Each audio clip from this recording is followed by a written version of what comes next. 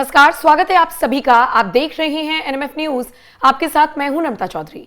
एक बड़ी खबर आपको बताते हैं। ये जो पूरा प्रोटेस्ट हुआ दिल्ली के जंतर मंतर पर और जिस तरीके से नारेबाजी की गई कि धर्मेंद्र प्रधान का इस्तीफा होना चाहिए, खबर ये मिल रही है कि धर्मेंद्र प्रधान का इस्तीफा नहीं होगा। मोदी सरकार ऐसा कोई भी फैसला लेने नहीं जा रही है जो उनके मंत्री के खिलाफ जाए और ये मैसेज जाए कि जंतर मंतर पर हो रहे प्रोटेस्ट के आगे सरकार झुक गई है। एक और बड़ी खबर आपको बताते हैं। खबर ये कि सौरभ दास जो इस सीजेपी के प्रोटेस्ट का मुख्य चेहरा बनकर उभरे हैं, उन्होंने ही जेपी नड्डा से मुलाकात की है। कल से लेकर अब तक वही सोशल मीडिया हैंडल से जानकारी दे रहे थे। जानकारी कहिए या अफवाह कहिए, क्योंकि उनके खिलाफ एफआईआर दर्ज हुई है अफवाह फैलाने के आरोप में ही। आज इसी पर विस्तार से चर्चा करेंगे। चर्चा करने के लिए मेरे साथ इस वक्त मेरे वरिष्ठ सहयोगी पंकज प्रसून मौजूद हैं। पंकज जी, धर्मेंद्र प्रधान तो बच गए, जैसा कि हम चला भी रहे हैं ये खबर लिखकर कि धर्मेंद्र प्रधान तो बच गए, लेकिन सौरभ एफआईआर के चक्कर में फंस गए हैं। सुनने में यह भी आ रहा है कि और भी 50 से 60 से 70 लोगों के खिलाफ एफआईआर दर्ज हुई है। एक एक करके दोनों खबर बताते हैं। धर्मेंद्र प्रधान की कल मुलाकात हुई और शायद यूजीसी के बाद और दूसरे विवादों के बाद एक चर्चा चली थी कि धर्मेंद्र प्रधान के साथ कुछ पार्टी कर सकती है, लेकिन जिस तरह से यह प्रोटेस्ट हुआ, पार्टी के अंदर यह मंथन हो रहा है कि अगर अभी धर्मेंद्र प्रधान को हटाया तो बाद में एक पेंडोरास बॉक्स खुल जाएगा। इस देश में किसानों को समस्याएं होगी, एग्रीकल्चर मिनिस्टर का इस्तीफा मांगेंगे। इसी तरह आके कल को रोड में गड्ढे होंगे तो रोड ट्रांसपोर्ट मिनिस्टर का इस्तीफा मांगे। मतलब इसका कोई एंड नहीं है और जरूरी नहीं कि वो समस्या बड़ी हो। किसी भी समस्या के लिए कोई भी 5-10 हजार आदमी आ जाएगा, कहेगा कि इस्तीफा दो और नहीं तो हम संसद तोड़ेंगे। तो कहा कि नहीं, अभी बहुत खराब मैसेज आएगा, बहुत खराब मैसेज। दूसरी बात कि कल एक बीजेपी के नेता से मेरी बात हो रही थी, वो श्यामा प्रसाद मुखर्जी इंस्टीट्यूट में कुछ हैं पद पे, तो उनसे मैंने पूछा तो उन्होंने कहा कि अंदर की कहानी पता है कि धर्मेंद्र प्रधान आखिर विलेन कैसे बने और क्यों उनके खून के प्यासे हो गए। मैंने कहा नहीं सर, आप बताइए अगर आपको पता है तो।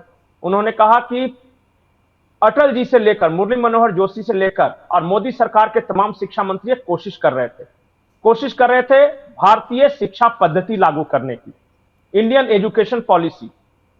जो काम प्रकाश जावड़ेकर नहीं कर सके, जो काम स्मृति ईरानी नहीं कर सकी, जो काम मुरली मनोहर जोशी नहीं कर सके, वो काम को धर्मेंद्र प्रधान ने कर दिखाया। नई एजुकेशन पॉलिसी लेकर आया और उस पॉलिसी के तहत भारतीय भाषाओं की पढ़ाई अनिवार्य कर दी गई। अंग्रेजों को लगा कि ये उनके इंग्लिश डोमिनेंस पर सबसे बड़ा प्रहार है, तो जितने मिशनरी स्कूल थे, जितने क्रिश्चियन ईस्टर थे, उनको पता चला कि ये new education policy completely Indian education policy है, इसलिए इस व्यक्ति को हटाना होगा। इसने हिम्मत कैसे कर दी। दूसरी बात, ये उसी वक्त से ये शुरू हुआ कि इनको बदनाम करने के लिए कैसे स्मीयर कैंपेन चलाया जाए। जैसे ही न्यू एजुकेशन पॉलिसी लागू हुई तो पहले तो भाषा के नाम पे कुछ साउथ के राज्यों ने, खास करके स्टालिन ने और केरला ने, स्टालिन और केरला में इसलिए कह रहा हूं कि ये दोनों जगहों पर विपक्ष पूरी तरह क्रिश्चियन मिशनरियों के कब्जे में है। वहां भाषा के नाम पे विवाद करना शुरू किया, उसके बाद कहीं कुछ नहीं हुआ। ऊपर से क्या हुआ कि अभी 2 और बिल लेकर आ रहे हैं इस सत्र में। इस सत्र में एक है हायर एजुकेशन बिल।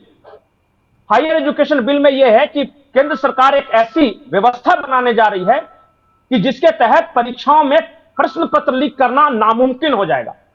कई सेटों में प्रश्न तैयार होगा और किसी को पता नहीं चलेगा कि किस राज्य में कौन सा सेट गया है। इसके अलावा ट्रांसपोर्टेशन के लिए जो सुरक्षा बल है उनका इस्तेमाल किया गया है। उसके अलावा जो सेंटर वहां पड़ेंगे, एग्जामिनेशन सेंटर, उसको बहुत स्ट्रिक्ट मेजर्स हैं कि एग्जामिनेशन सेंटर के एक शिकायत आई तो हमेशा के लिए ब्लैक लिस्ट कर देंगे। तो भविष्य के लिए एक ऐसा फुल प्रूफ प्लान बना रहे हैं ताकि कभी भी परीक्षा में पेपर लीक ना हो। बहुत सारे लोगों को, खास करके कोचिंग माफिया वगैरह को, इससे बहुत आपत्ति है। मैं आपको तस्वीरें कल भेजूंगा कि सारे बड़े कोचिंग माफिया कल वहां पे मौजूद थे कि कुछ भी हो जाए धर्मेंद्र प्रधान को हटाओ, क्योंकि ये रहा तो हमारी दुकानदारी बंद हो जाएगी। कोचिंग माफिया खिलाफ, पेपर लीक वाले खिलाफ, क्रिश्चियन मिशनरीज खिलाफ, और ऊपर से एक तो करेला, ऊपर से नीम चढ़ा आ रहा है एफसीआरए बिल। अभी के अभी इसी सेशन में उन्होंने कहा कि यह तो हमारे सर्वाइवल का प्रश्न है, क्योंकि अगर मोदी सरकार जिस तरह से स्टेप्स उठाती जा रही है, अगर ये सक्सेसफुल हो गई तो उसमें एक शब्द लिखा गया है एफसीआरए बिल में, अंग्रेजी में शब्द है, उसका हिंदी रूपांतर है कि जबरन धर्मांतरण या अवैध धर्मांतरण पर पूरी तरह रोक। उस शब्द से सबसे ज्यादा आपत्ति है। और केरल के स्टालिन ने और तमिलनाडु के स्टालिन ने और केरल के क्रिश्चियन मिशनरीज ने आकर अमित शाह से मुलाकात की, प्रधानमंत्री मोदी से मुलाकात की, कहीं से कोई रियायत नहीं मिल रही है। इन्होंने कहा कि अगर हमारा कहना नहीं मानोगे तो अराजकता तो फैला ही सकते हैं। इसलिए यह सरकार अभी सबसे बड़ा विलेन है। और यह कहानी आज नहीं है।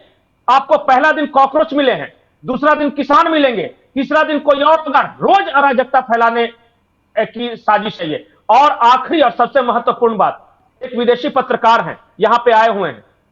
वो बांग्लादेश के तख्तापलट में शामिल थी, वो सीरिया के तख्तापलट में शामिल थी, वो श्रीलंका के तख्तापलट में शामिल थी, वो मालदीव के तख्तापलट में शामिल थी, और कल वो जंतर मंतर पर थी। और उनकी काफी तारीफ भी हो रही है और सिखाया जा रहा है कि सीखना उनसे चाहिए कि पत्रकारिता कैसे होती है। हालांकि मैंने बहुत ऑब्जर्व किया कि वो क्या कर रही थी, मुझे नहीं समझ में आया, लेकिन उनको बहुत वायरल किया जा रहा है।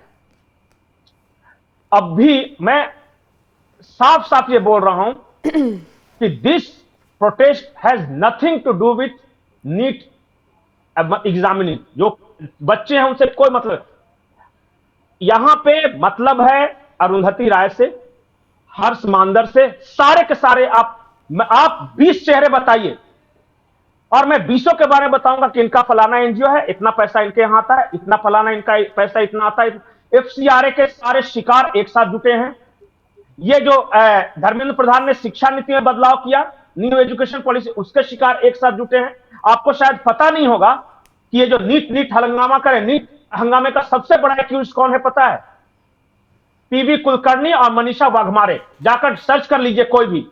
और ये दोनों कौन है मालूम है आपको? ये कांग्रेस से जुड़े हुए नेता हैं जो कि पुणे में कोचिंग माफिया थे। जिस प्रोफेसर को नीट का पेपर सेट करने के लिए कहा गया, वो कांग्रेसी माइंडेड प्रोफेसर अपने कोचिंग माफिया को वो पेपर लीक करता है, वहां से केरल जाता है, केरल से राजस्थान आता है, और आज इस्तीफा धर्मेंद्र प्रधान का चाहिए। नहीं तो कांग्रेस के नेता को जिम्मेदारी क्यों दी गई पेपर बनाने के लिए और आगे बढ़ाने के लिए? नेता को नहीं जिम्मेदारी दी गई। वो देखिए क्या है कि प्रोफेसर है वो। अब वो आप ये कहिए ना विचारधारा उनकी कांग्रेसी है। लीक किया, सरकार की बदनामी हुई, वो अरेस्ट है, सीबीआई जांच उसके खिलाफ हो रही है। ये बात कौन बताएगा इस देश में? क्या करे आदमी?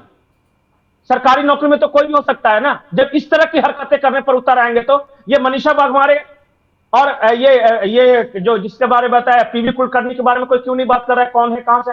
असली तो वो मास्टरमाइंड है ना। ठीक है, लेकिन गर्दन हर कोई को धर्मेंद्र प्रधान का चाहिए, क्योंकि हमारे यहां डिटेल्स में जाने की आदत भी नहीं।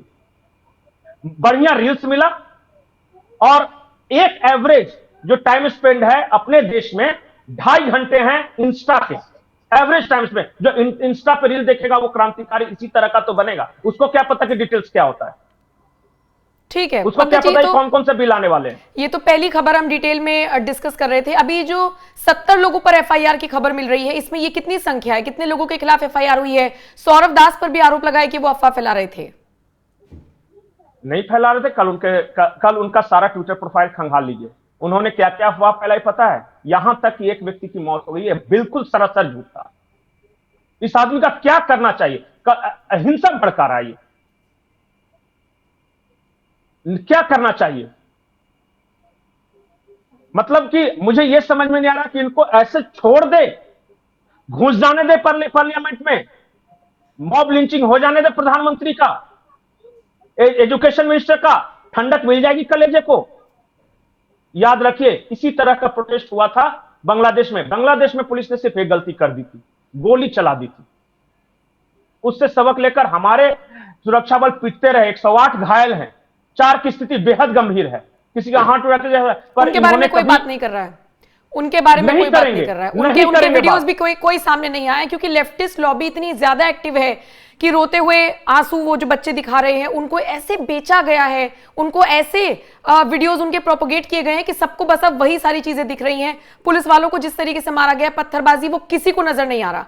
आप और मैं तो बात भी कर रहे हैं ये पुणे वाले केस के मामले में, हर्ष मंदर के बारे में कोई तो बात भी नहीं कर रहा है, कोई जा ही नहीं रहा है डिटेल में। हर किसी को इस देश में क्रांतिकारी होना है, निर्माण किसी को नहीं करना है। विनाश बहुत मजेदार होता है। एक बिल्डिंग बनाई उसमें बहुत मेहनत लगता है, लेकिन उस बिल्डिंग को तोड़ने में बहुत आसान है। पंकज जी, सोशल मीडिया पर स्टेटमेंट्स वायरल हैं, नेपाल बना देंगे नेपाल, संसद को उखाड़ फेंकेंगे और आप अभी मैं उस वीडियो को चला दूं आपको और मुझे गालियां पड़नी शुरू हो जाएंगी कि हम एजेंडा चला रहे हैं। अरे उस वीडियो में वो जो लड़का बोल रहा है उसे कोई क्यों नहीं कंडेम कर रहा है कि ये हमारे साथ नहीं है?